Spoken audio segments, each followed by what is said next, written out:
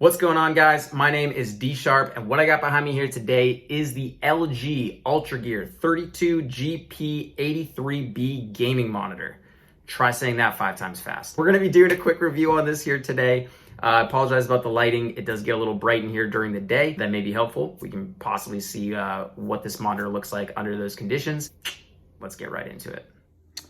All right, so this is the LG UltraGear 32GP83B 32-inch gaming monitor. I picked this up from Best Buy today. It was about $500 US. I did buy it with my own money. LG did not send it to me, so I'm gonna be giving you guys an honest, quick review of this here. I haven't seen too much info on this monitor. I believe it might be new at the time of making this video. A lot of the reviews are maybe only about 2 weeks old, but it seems pretty interesting. It's got the 165 refresh rate there, 165 hertz. NVIDIA G-Sync. I'll be using the FreeSync because I'm going to be using it for an Xbox Series X, so G-Sync won't be useful for me there. It does have the Nano IPS display. That's a big reason why I got it. A lot of the monitors in this $500 price range that are 32 inches are VA screens. It does have HDR on it. I believe it's only HDR 10, so nothing crazy there. It's not even rated at HDR 400 or 600. So probably nothing crazy, but interesting that it does have it. And it does boast the 1 millisecond response time. That's gonna be replacing this old Seiki monitor slash TV thing. That is not very good. Just been using more work from home and some stuff like that. So I'm excited to try this out and see what it's all about.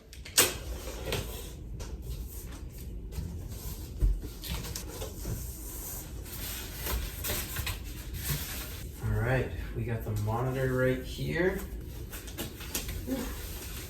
Which is big. Let's place this over here for now. All right, so it looks like we got an owner's manual, probably some instructions on how to put the stand together, typical stuff. Owner's manual DVD. Now it looks like this monitor does come with, it looks to be the power supply and an HDMI cable in there, along with a display port, which is awesome. So it comes with a display port and HDMI. All right, here looks to be the stand that it comes on. And this looks to be the base where it sits. So the stand seems to go together pretty easily. You just click it in like that. And then these really easy to turn screws at the bottom. If you can see here, you can twist this up. Pretty easy to put together, which is nice. So this is everything in the box. You have the monitor here, you have the stand here, you have the power supply, which I did want to point out, it does look like it doesn't come with the big power brick that typically comes on these monitors, which is really interesting. So it's just the cord, and it looks like they may have replaced that in the actual outlet part. That's handy for me. I hate having to hide that big power brick. And then you have the HDMI and display port cords, the manual here, and then this clip. So that's what comes in the box.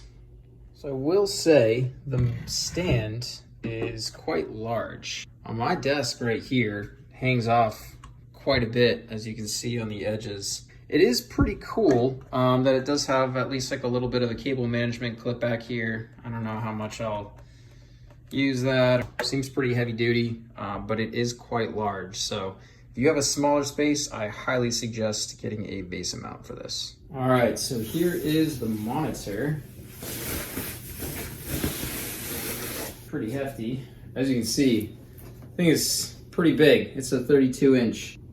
Doesn't look like it has any RGB on the back of it. You can see the back basically just has the LG symbol here, which is, I think, somewhat new. And then it basically has, if you can see here, you got your display port, if you can see there, and 2 HDMIs, DC in, and then the headphone input. So not a lot on the back. There's no USB outputs or anything like that. So time to get rid of this piece of crap. Goodbye, Seiki. And let's put this back in its place. Perfect.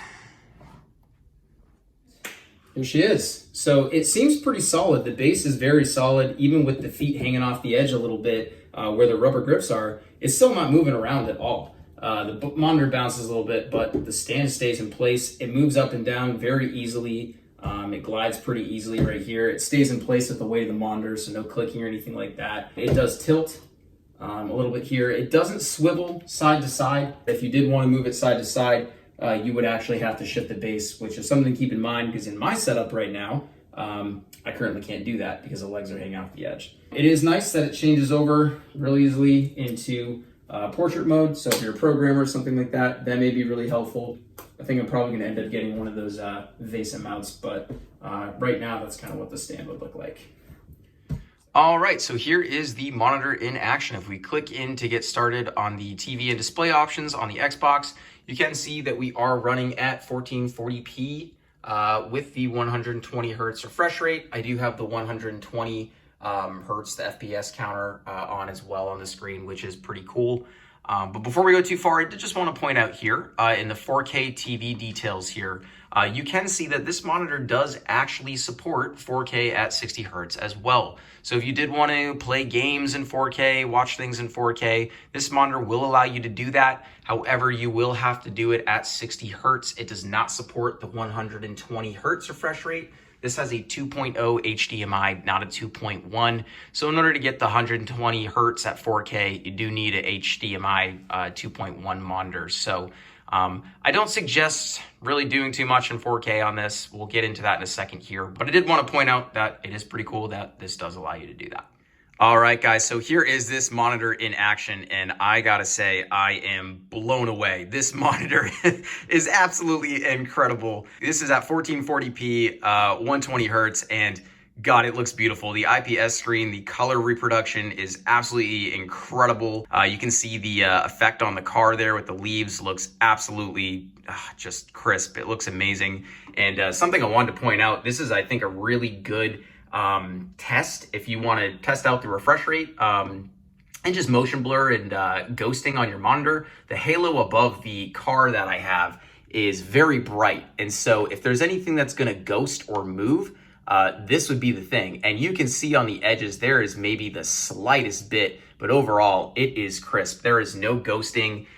It's just smooth and crisp and looks incredible. I have the settings here if you go and check this out.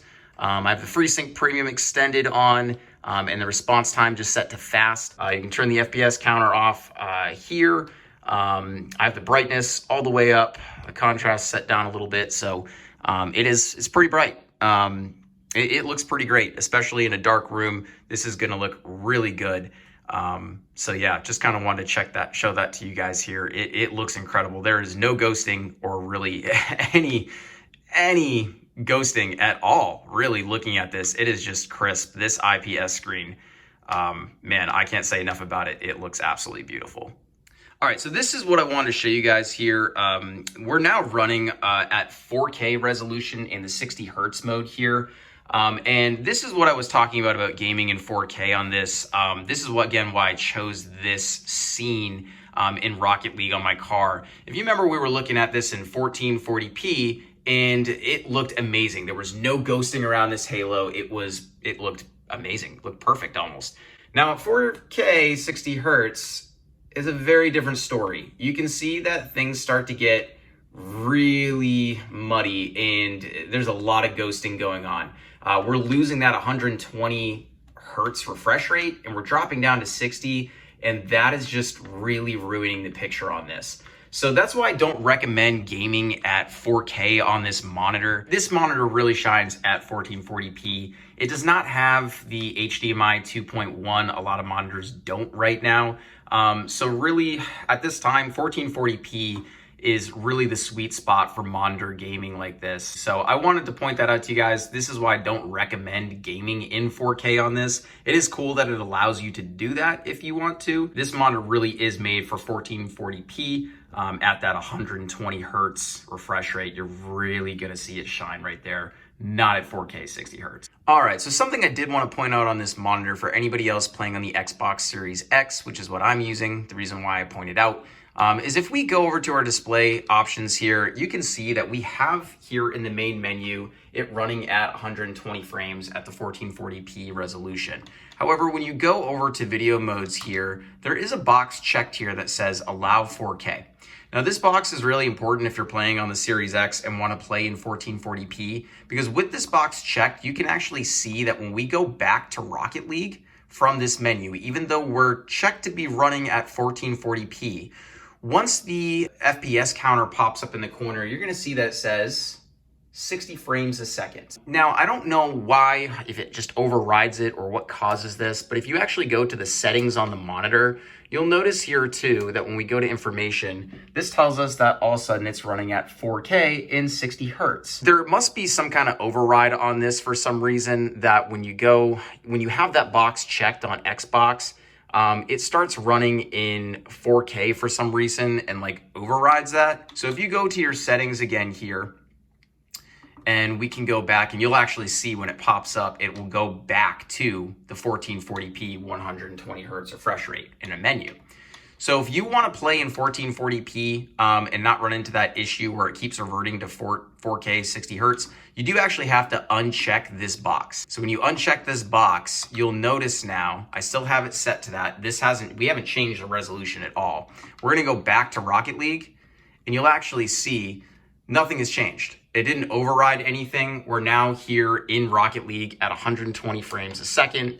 If you go to our settings, you can see the information. We're running at 1440p and 120 hertz. So if you want to make sure you're playing in 1440p, just make sure that you turn that 4K, allow 4K setting off.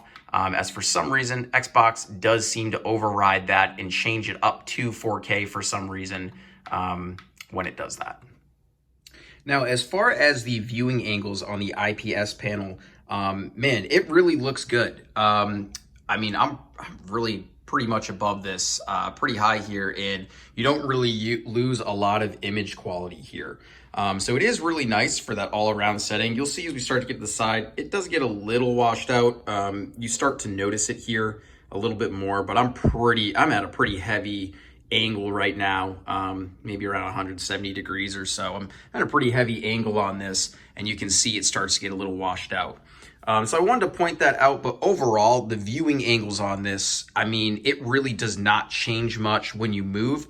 Much better from what I've experienced with VA screens. This IPS panel does a really great job with viewing angles. So this is just a black screen here that I wanted to show you guys, and you can see from the upper left and lower right, there is definitely a good amount of backlight bleed here. I don't know how this is panel to panel. I don't know if mine is different or less than another one. Sometimes it's kind of that lottery pick of what you get for a panel. But yeah, there is quite a bit of backlight bleed on this. I did want to show you guys that.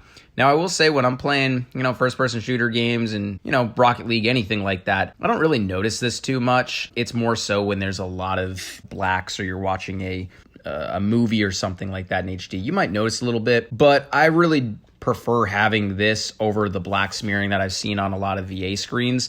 I think it's really just a personal preference. Whatever you feel like you can live with, you kind of have that trade-off with the black smearing and things in VA screens or the backlight bleed with IPS panels. I did want to show you guys this. It doesn't seem to be a big issue for me, but just wanted to show you there is quite a bit of backlight bleed, at least on my panel. So I wanted to show you guys what this looks like during the light as well. As mentioned, I have a pretty bright room. Overall, it does actually work pretty well. You can see the glare on there, but I think because of the color reproduction from the IPS screen, it definitely helps keep it from getting washed out. VA monitors are a little bit better with this, but again, that's the trade-off between the IPS and the VA monitor. Personally, I don't really think it's that bad. For having a pretty bright room, this actually works pretty well. So there you have it. That is my review of the LG UltraGear 32GP83B gaming monitor. Overall, if you're looking for a 1440p 144 to 165 hertz gaming monitor. This thing at $500 US, while a little bit pricier than some of the competition, is one of the best, if not the best gaming monitor you can get right now on the market. The IPS panel is crisp, no ghosting or blurring or anything like that whatsoever. And keep in mind that I was playing this at 120 frames. This goes up to 165. The Xbox Series X caps out at 120 FPS, but if you have a gaming PC that can take advantage of the 165 hertz, that full 165, it will probably look even that much better. Two more things I want to go over with you guys real quick. Number one, this monitor does not have external speakers on it, so if you are looking to game with some sound, which most of us are, you're gonna need to get some external speakers or have some headphones. Not a big deal for me. Most monitors that come with external speakers aren't that great anyway, so most of the time you're looking to get some external speakers anyway, but something I thought was worth noting. Number two, this is not a curved panel. This is a flat panel, so if you are looking for a curved monitor, this is not that. Now, I personally went out of my way to get a flat IPS screen. I use this monitor as not just a gaming monitor, but also to watch movies, kind of use it more as a TV in my room. I didn't really want to have the curved monitor just because the viewing angles can be a little bit tougher. And in this price range, most curved monitors are VA screens, not IPS screens. IPS screens also have much better viewing angles on them. So at the end of the day, it's all about preference, whatever you're looking for. I, again, went out of my way to get the flat panel, but if you are looking for a curved monitor, this does not have that on it. Otherwise, thanks so much for watching, guys. Feel free to like this video. I don't usually post a lot of these reviews on my channel. Most of my other stuff is music and doing covers and some other stuff like that. So feel free to subscribe to my channel, check out my music and some of that stuff. But otherwise, thanks for watching. See you guys next time.